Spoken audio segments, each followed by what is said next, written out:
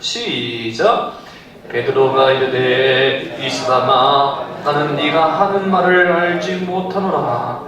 아직 말하고 있을 때에 닭이 곧 울더라. 이 사람아 나는 네가 하는 말을 알지 못해 하면서 예수님에 대한 부정이 강한 부정으로 갑니다.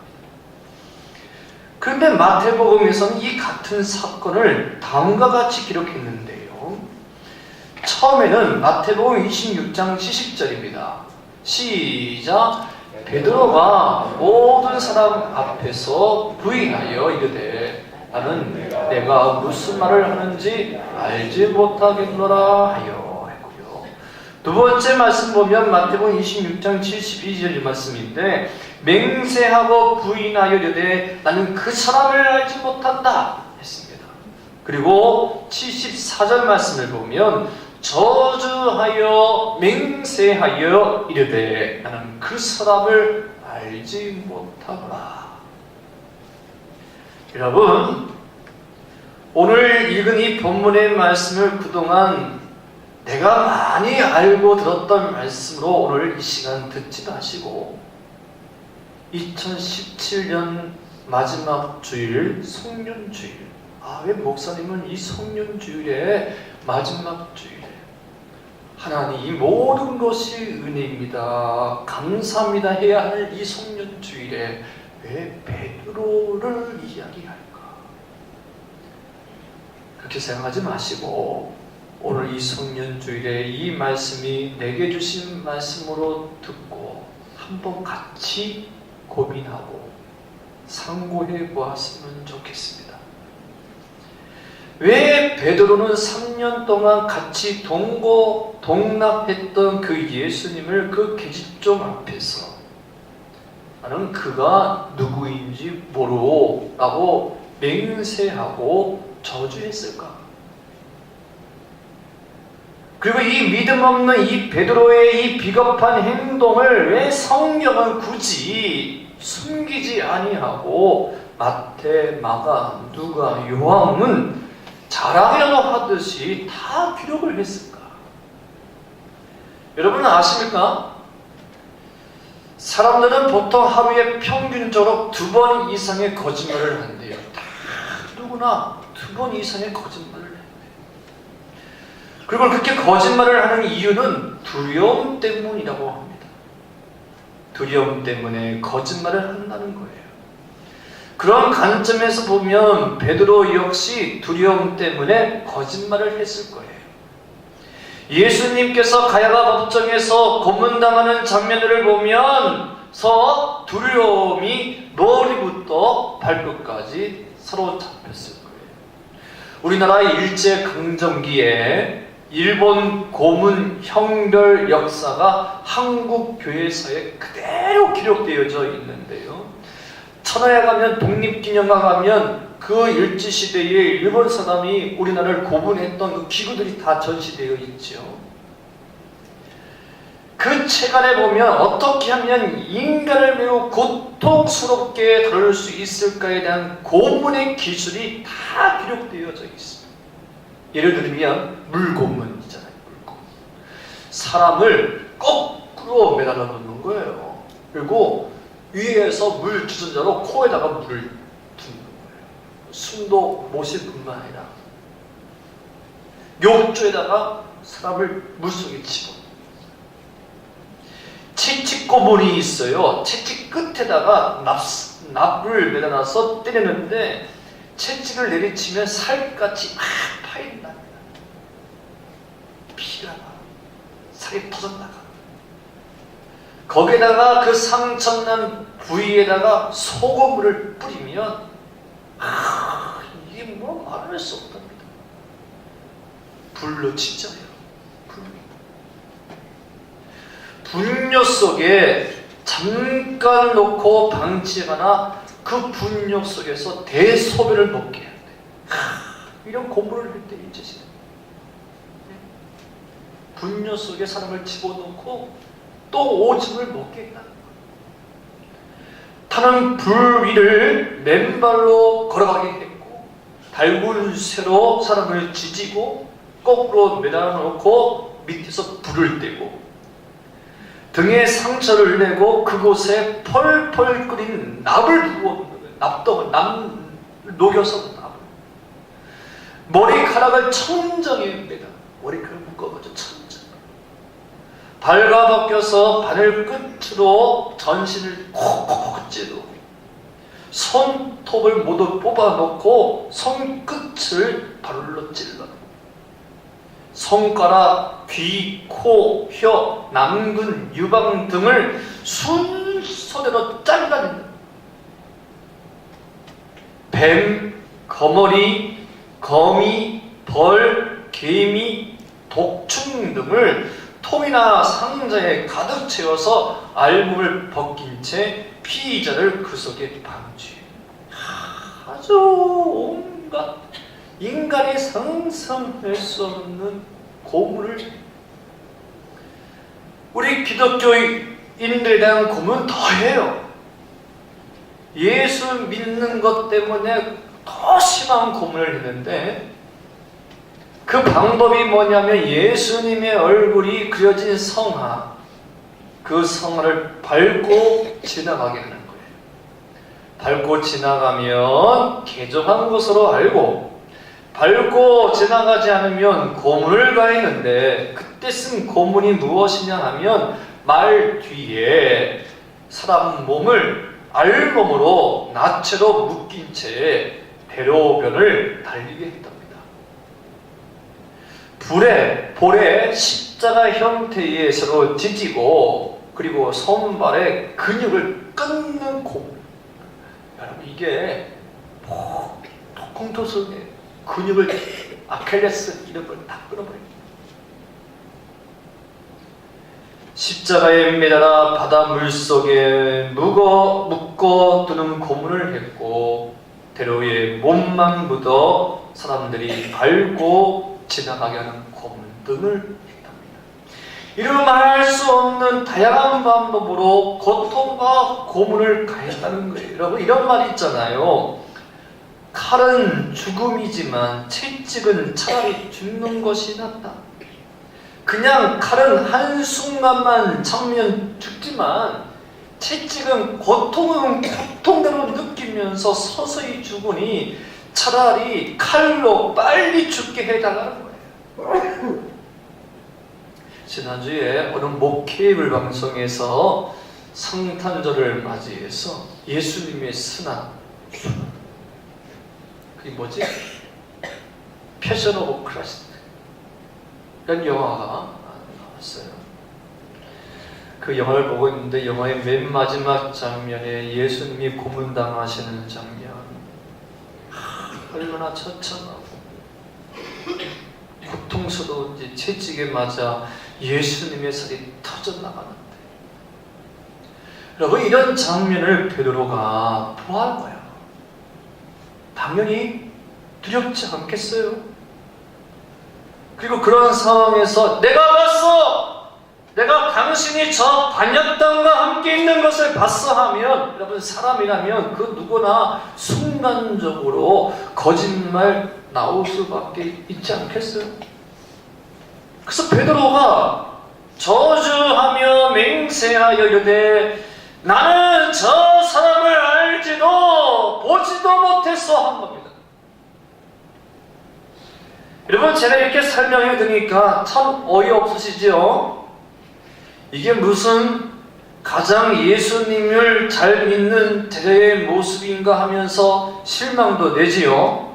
그러나 여러분 한번 입장 바꾸어서 시공을 초월하여 내가 베드로가 되어 그 가야바 법정에 서 있다고 한다면 어떨까요?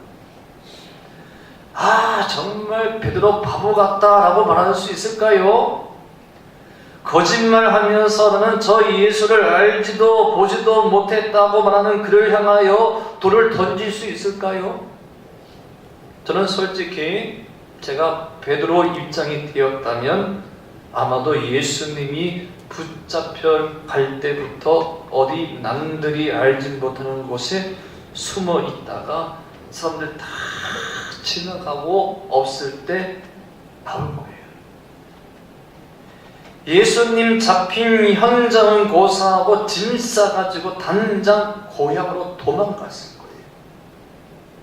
그렇다면 여러분, 지금 그 베드로의 초라한 모습이 오늘 우리의 모습은 아닌가요? 말로는 하나님은 왕이십니다. 예수님은 주인이십니다. 예수님은 만왕의 왕이십니다. 예배를 거룩 주일 성수 경건하지만 여러분, 실제 삶 속에서 나의 모습은 어떤가요? 매우 아슬아슬하게 줄타기 하는 신앙이 아닙니까? 두 다리가 다 하나님께 있는 것 같은데 알고 보면 한 발은 교회에, 한 발은 세상 한가운데 있지 않습니까? 어느 때는 매우 용기 있는 그리스도인, 정직한 그리스도인 같고 전혀 거짓말하지 않는 깨끗한 그리스도인 같은데 설상 자기 자신에게 불리해지고 어려워지고, 그러면 어떻게 하든 살아남겠다고 이리 피하고 저리 피하면서 빠져나오는 모습이 오늘 본문에 나타난 베드로의 모습과 같지 않습니까? 그런데 여러분, 오늘 본문의 말씀을 보면 한 계집종이 와서 당신 예수당이지 라고 할 때 베드로는 그 자리를 떠나지 않습니다. 다른 곳으로 도망가지 않고 자리만 살짝 피하기만 합니다. 여러분, 저는 한번 생각해 보았어요. 그 계집종이 나도 봤어! 당신이 저 예수와 함께 있는 것을 봤어! 하면 저 같으면 살아남기 위해서라도 빨리 그 자리를 떠나야지요. 도망가야지요. 벗어나야지요. 아, 내 정체가 탄로났구나 하면서 빨리 가야바 법정에서 벗어나야죠. 그런데 왜 베드로는 굳이 그 기집종 앞에서 변명까지 하면서도 그 자리에 있으려 했을까요? 그 자리를 지키려 했을까요? 그리고 오늘 보십시오. 58절 말씀 보면 또 똑같은 질문을 당합니다. 당신 저 갈릴리에서 발생한 반역 집단 예수당이지? 그 자리에 있었다가 멀리 도망갔거나 벗어났으면 이런 말을 들을 이유가 없어요. 그래서 완전히 자신의 정체가 탄로나지 않습니까? 구체적으로 당신 저 갈릴리에서 발생한 반역 집단 예수당이지. 여러분, 이쯤 되었으면 정말 그 자리를 떠나야만 합니다. 그럼에도 불구하고 떠나지를 않습니다. 그리고 세 번째 사람이 다가와서 말합니다. 내가 확신컨대 너 예수당이지. 너 예수당이지. 돌진을 칩니다. 마가복음에서는 이때의 장면을 이렇게 표현하고 있는데요. 그러나 베드로는 저주하고 맹세하여 말하기를 나는 당신들이 말하는 그 사람을 알지 못하. 저는 오늘 이 본문의 말씀을 묵상하면서 왜 베드로는 이런 수모를 겪으면서도 예수님을 저주하며 맹세까지 하면서도 왜 그곳을, 그 자리를 떠나지 아니했을까? 분명히 다른 뜻이 없었다면 처음 계집종이 다가와서 당신 저 사람과 한패이지 라고 했을 때 도망가서야 했는데 왜 도망가지 않냐고 그 자리에 있었을까? 왜 그 자리에 계속 있었을까? 이 말씀을 읽다가 가슴 한편에 커다란 질문 하나가 떠나지 않는 거예요. 왜 그랬을까? 왜 베드로는 떠나지 않았을까? 왜 베드로는 그곳을 벗어나지 않았을까?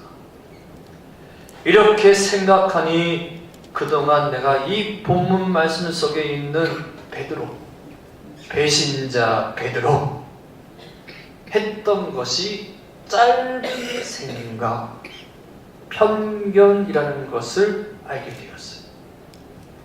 그리고 베드로가 기집종을 피해 숨어하면서까지 그곳에 있어야만 하는 그 이유, 아니 그곳을 지켜야만 했던 그 속마음이 있었을 것이라고 생각이 되었어요.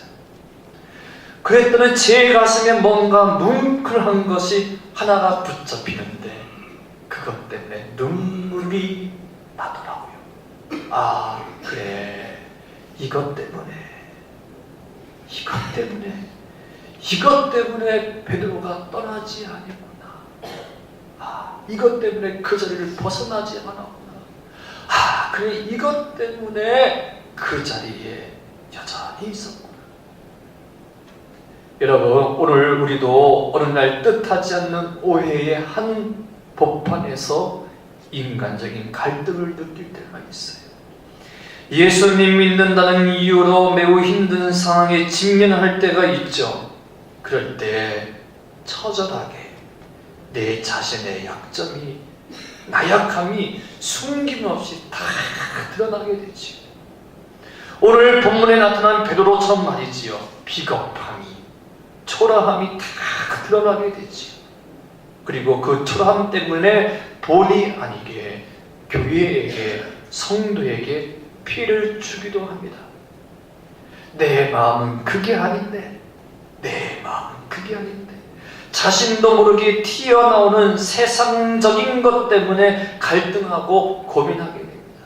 그럴 때 여러분, 그러면 우리 모두가 그 초라함 때문에, 그 비겁함 때문에 지금까지 내가 지켜왔던 그 신앙의 자리를 떠나야만 할까요?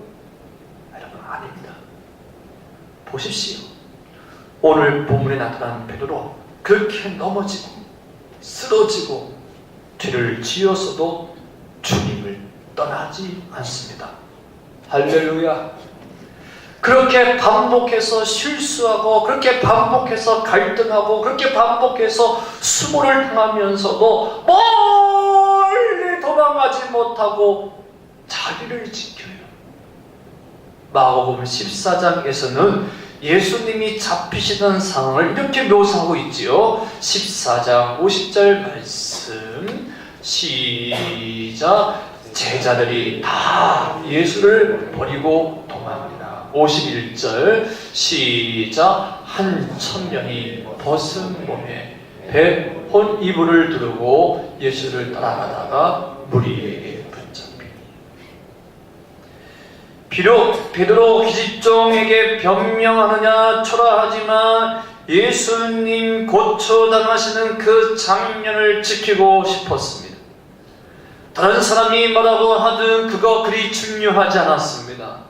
나는 저 예수가 누구인지 모르고 부인하면서도 그래도 예수님이 당하시는 그 고난의 현장에 끝까지 함께 있고 싶었습니다. 그것이 베드로의 마음이었습니다.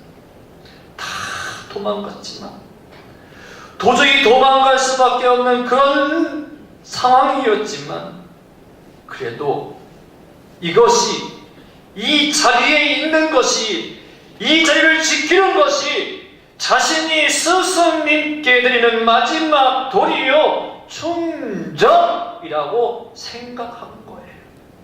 보십시오. 오늘 본문 말씀 61절 말씀을 다 함께 시작. 주께서 돌이켜 베드로를 보시니 베드로가 주의 말씀 곧 오늘 닭 올기 전에 네가 3번 나를 부인하리라 하심이 생각나서 62절 시작. 밖에 나가서 심히 통곡하니라. 여러분, 종종 사람의 눈을 보면서 눈은 그 사람의 거울이라고 하죠. 왜냐하면 얼굴 표정 가지고는 그 사람의 마음을 읽을 수도, 또 속일 수도 있어도 언제나 눈은 진실을 하거든요. 보십시오.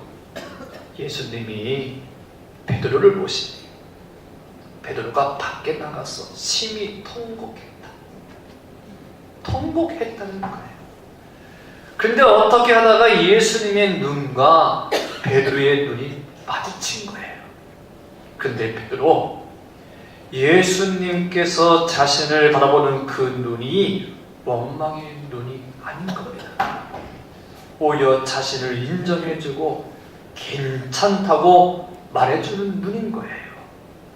그동안 자신을 위해 살아온 모든 것에 대하여 알아주는 눈인 거예요. 그리고 더 나아가 내가 주님을 모른다고 말은 했지만 도망가지 않고 그 자리에 함께 해준 것에 대한 자신의 마음을 알아주는 눈빛인 거예요. 내가 알아. 내가 알지. 내가 잘 알지. 내가 너의 마음 안다 하는 그런 눈빛인 거예요. 예수님의 눈빛이. 이럴 때 베드로 그 눈빛 하나에 통곡을 한 겁니다. 심히 밖에 나가서 통곡을 한 겁니다.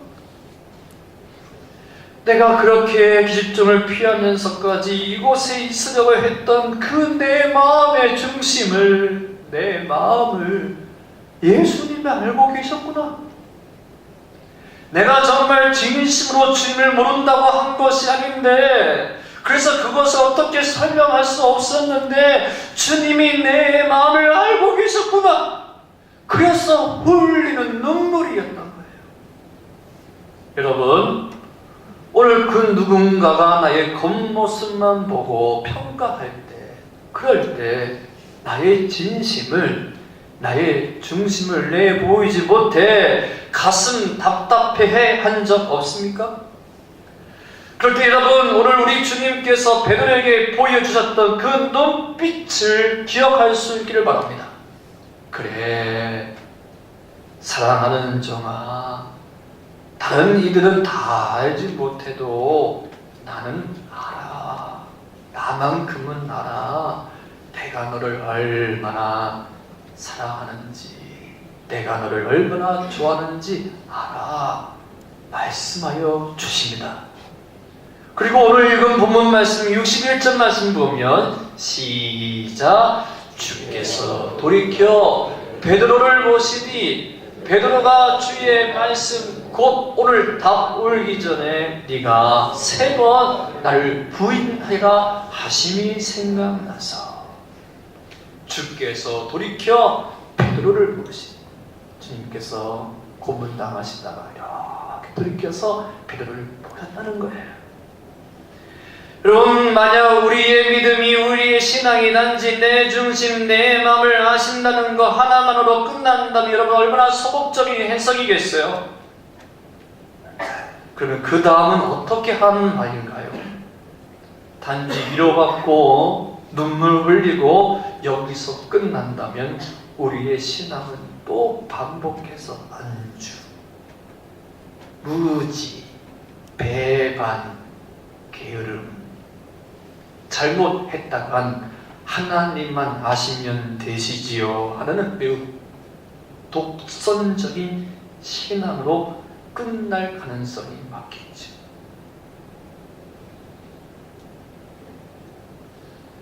우리 주님께서 나의 마음을 알아주셨다면, 그래 내가 알아, 내가 잘 알아, 내가 알지 했다면 여러분 거기에 대한 새로운 결단이 있어야 하지 않겠습니까? 돌이키는 자리가 있어야 하지 않겠습니까? 내 진심과 중심을 알아주셨다면 이제는 더 이상 악한 길로, 초라한 길로 가지 말아야 하지 않겠습니까? 은혜라는 변명을 대면서 이제는 주님을 향한 새로운 삶에 대한 결단이 요구되어야 하지 않겠습니까? 전세대 이야기는 부활의 주님을 만난 베드로가 후에 큰 사도가 되어 로마에 들어가 복음을 전파하는데 큰 핍박을 받게 됩니다. 이때 베드로 그 로마의 핍박을 피해 로마로부터 도망쳐 나오는데 로마 성 입구에서 주님을 다시 만나게 되고 눈과 눈이 마주치게 되지요. 이때 베드로 그 주님의 눈빛을 피하지 않고 순교를 하는데 십자가에 거꾸로 순교했다는 거예요. 오늘은 전 세계가 한 해의 마지막을 돌이켜보면서 하나님 앞과 사람 앞에 지은 죄를 회개하는 요킴 프로라고 해요. 요킴 프로 들어보셨나요? 처음 들어보시지요? 요킴 프로. 속죄주의입니다. 초대교회는 송년주의를 속죄주의로 여겨요. 한 해 살면서 알게 모르게 하나님과 사람 앞에서 주인죄를 회개하고 새로운 해를 맞이하는 주일 요킴 프로. 2017년 뒤돌아보면 참으로 다산다난했던 해였어요.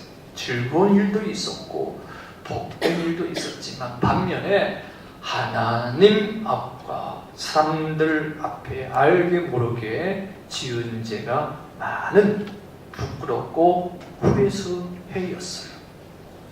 2018년을 맞이하는 오늘 요킴 프로 속죄주의. 다시 한번 베드로처럼 지난날의 잘못을 주님께 온전히 고하고 회개하고 새롭게 거듭나고 할렐루야 거듭나고 결단하고 사랑의 사람, 존경의 사람, 자유자의 삶을 살아 은혜가 넘치는 2018년도를 맞이할 수 있기를 바랍니다. 기도하겠습니다. 하나님 아버지,